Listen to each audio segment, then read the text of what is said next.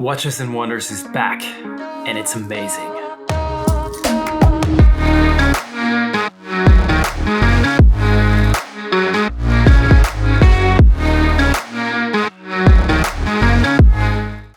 Welcome back everyone to another episode, and today I'd like to show you my first impression of Watches and Wonders and how day one went for me. I can only say it's great to be back at a watch fair. I met so many great people from the industry, a lot of YouTubers and a lot of journalists, and of course a lot of brands. For me, the first day was quite overwhelming. I saw so many watches, I got so many new impressions that it was, well, I still need to process everything I saw. My personal highlights of day one. So first up, I arrived at the fair and I got a first impression where everything is, how the fair is laid out.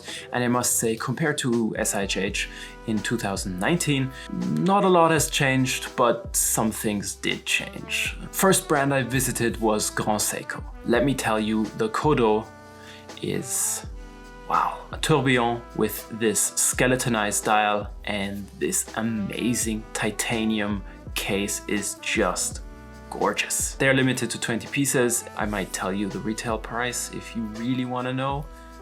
370,000 euros. After the Kodo, I saw a lot of other cool things from Grand Seiko, a couple of new things, a couple of old things. However, it was great to experience Grand Seiko firsthand, and I'm becoming a fan of the brand as well. Next up, I had the pleasure of visiting Parmigani. What I saw, I liked a lot. The Tonda GT Chronograph in two colors, in gray and in this beautiful Bordeaux red. My personal favorite of these two watches was definitely the Bordeaux version in rose gold. It looks great. There's one thing I really like to mention from Parmigiani is that they mostly get overlooked and they are really impressive. They make a lot of the things for their watches themselves. That's why the next watch that you'll see is the one that impressed me the most, and this is the Tonda PF GMT Rattrapante. What I especially like about this watch is the clean and minimalist dial layout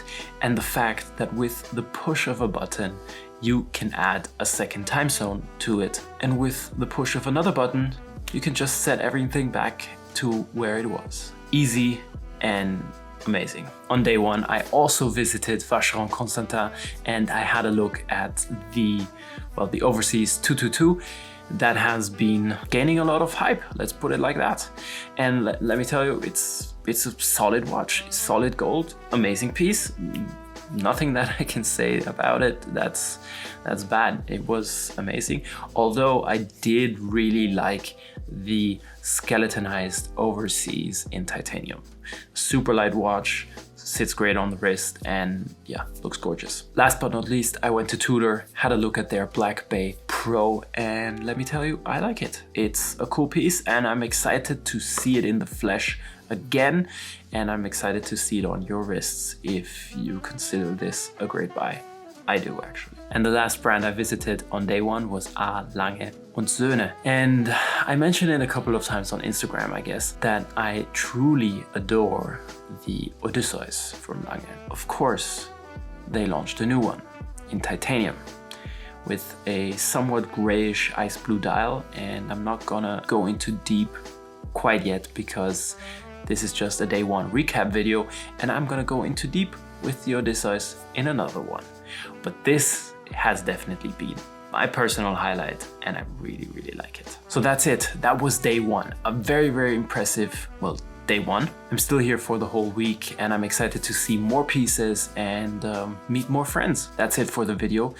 All the links to the watches will be down below. See you in the next episode. Don't forget to subscribe. As always, if you feel like it, put a thumbs up. See you in the next one. Bye-bye.